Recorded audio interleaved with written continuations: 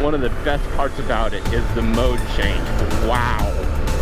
I've never been on a motorcycle that the mode change does so much. Look at that, it just pulls. Welcome to Motos, Cades, and Coffee. Morning guys, it's Andy from Motos, Cades, and Coffee. I'm gonna go head over to Bob's BMW in Maryland. I'm gonna go meet Brett Tkacs. He's there right now. So I'm heading out to Bob's BMW on my Harley Davidson Pan America Special 2021. And why I'm going is because two things.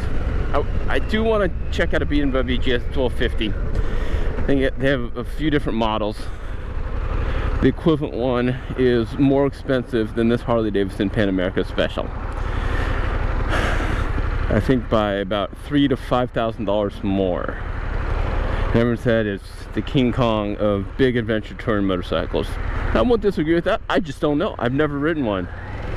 But one of the reasons I chose a Harley Davidson was the price. Price did play a factor, and the fact that it was cheaper than the BMW was cool. I'm gonna do this. Just it might be a little worse. Oh, hang on. All right, there we go.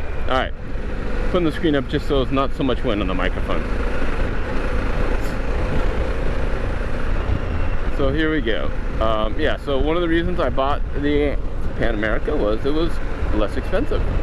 And I had a Harley Davidson lowrider that I could trade in, and I got a good deal more on my trade-in at a Harley Davidson dealer than I would have gotten it anywhere else. And it made it real simple, plus I got a great deal. So it was really a good call on my part. And I'm in love with this motorcycle, that's for sure. What I have found out about this motorcycle, well, let me back up. The reason I got this is because I wanted something for less stress, higher gear, more on-road, but definitely some off-road capability sets. Just comfort cruising. And to be fair, this Pan America has that, but it also showed me two other things that I was not expecting. The biggest shock, the biggest surprise is just how good a sports touring machine this is. This is really, really, really a fantastic sporty sport touring machine. Bordering on sport bike capabilities, at least for me. And it just holds the corners well. It's not like the absolute most flickable, but I'm used to it. I'm used to a little bit of muscle to set it in a corner, but it will set corner nicely. And then that motor, wow. It just pulls, and it is fantastic in the corners, out of the corners. And when you're treating it like a sport bike, when you're ratcheting it up to 8/10 and above, it is fantastic. The gearing's great on it, and I did not get the Michelin Anarchy Wild tires. I didn't want them because I realized I was not going to be. I will go off-road and do adventure touring, but the majority of what I wanted to do was on-road. So I thought it'd be a great commuter bike, which it is, but it really is it's the best sport touring bike, and I've had other sport touring bikes, so it's the best sport touring bike I've ever had. Two problems that I had: the stock handlebars were set lower, and they were great for sport touring, but it definitely, for a longer distance, it started giving me a kink in my neck. And I got ROX 2-inch riser, so please look in the description above about the install. Now, the two things about the ROX risers: one is they got rid of that kink in my neck that I've been feeling, and it is more comfy. It took away from some of the front end feel. That's probably both bad sitting on the bike off-road, and also bad for sport touring. I understand that. I'm making that calculation in purchasing them and using them, but what it does, it adds to a lot of the comfort. So I took a little bit of the sport touring capabilities away. No, but it does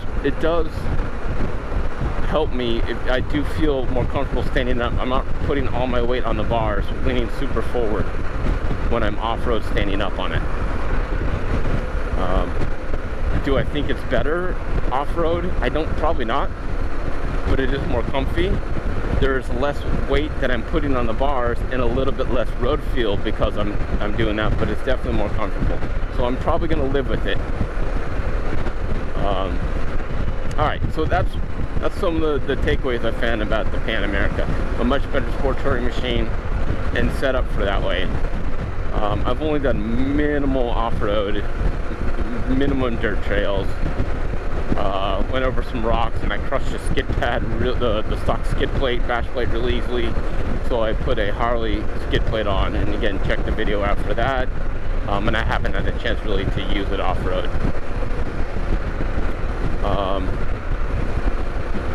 Yeah, there's a couple little tidbits of pluses and minuses that I really like about it. I'm not really going to get into that. I think it's very intuitive. I think, oh, okay. Here are some of the takeaways that I want to give, and I want to see if the BMW, and the reason I'm telling you is because I want to see if the BMW has these same takeaways. Everything's super intuitive. I feel this bike is really well baked. They did a really good job finishing it in a lot of categories. I think even though there's a lot of small numbers on the dash there, I think it's great. I can read them just fine. I have no issues.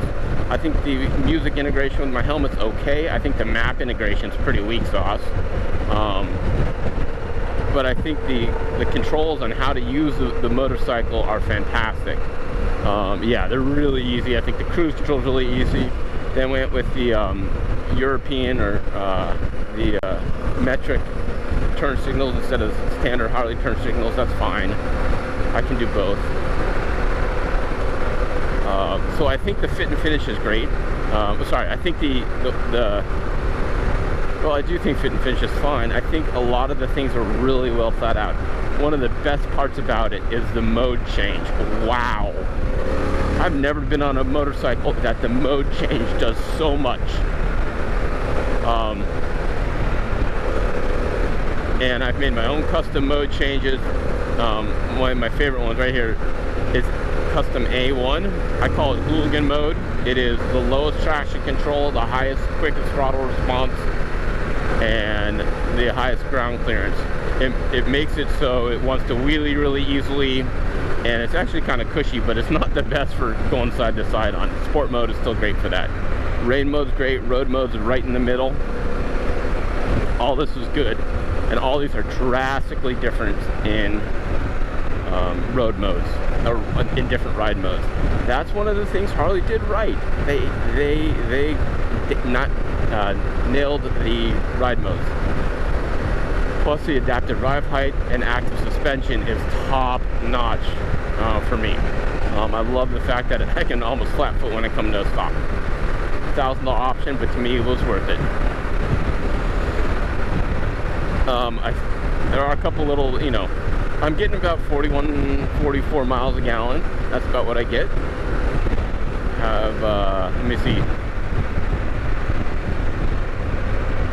1,700 miles on it. Look at that, just pulls.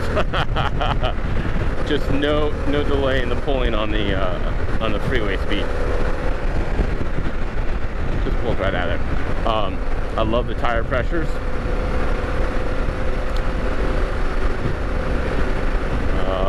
Yeah, and I mean, there's some cool stuff. Like I can change the screen to black and white. Everyone's like, "Oh, it's not a white screen from startup." Are you kidding me? Who cares? Like, it takes 3 seconds to change it to a white screen, and it's so much better at a black screen at night. So Harley did this right. Forget all the naysayers on this. They did this right. So the infotainment screen is really good. This TFT is bright and clear, and it's easy to see the information you want. Plus, you can customize it. Windscreen is pretty decent. You've probably seen it. There's a couple things I don't like about it. It's pretty easy to use one-handed when you're riding. Not perfect, but okay. The very top of the screen will push back into you, so that it doesn't make any sense why that happens. It should have just gone straight up higher when you put it all the way in the top screen. So the middle position is the most wind protection. Super weird. And there's also a wavy part right here, which is horrible for motovlogging. I wish Harley would have done better from the factory. But I got a solution for that, which we'll address in another video. I love the looks on this. It looks like nothing else. The sounds on it are great. Motor on it is really nice. I do feel a little bit of warm, but I've never been roasted at all, either left side or right side. And the highest temperature I've seen is, it's 197 right now. The highest I've seen is about 228, 232 for temp. Never overheated, but it didn't really roast my legs either, so hey, I'm okay. It's going over the bumps pretty good, but I'm guessing a taller suspended, more suspension travel bike will go over bumps a little nicer. Cruise control's pretty decent, hands off, with the steering stabilizer. How nice is that? Guys, wind protection's decent. The the one exception on the controls is the brights. Well, I'll give two exceptions. The brights are right here, and you're always hitting them with my thumb, right, or my pointer finger right there. You're always hitting them. So weird. The starter, instead of being right here in your thumb, it's way up on top. Get used to it, but it definitely is not the best position for the starter.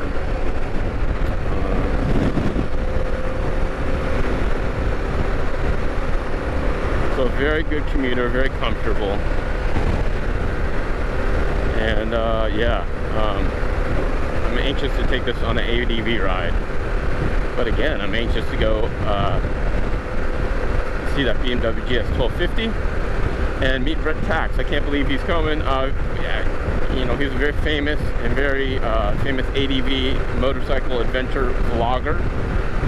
You'll have to check out his channel. We'll see if we can chit-chat a little bit. I don't know how busy he'll be. He gave a review on the Pan America. I thought it was pretty good. I think there was a couple things he just didn't know from not owning the motorcycle for super long. He wasn't negative, he wasn't positive. He was just giving some things that you should be aware of, such as the back passenger support is like plastic, and it's not the best.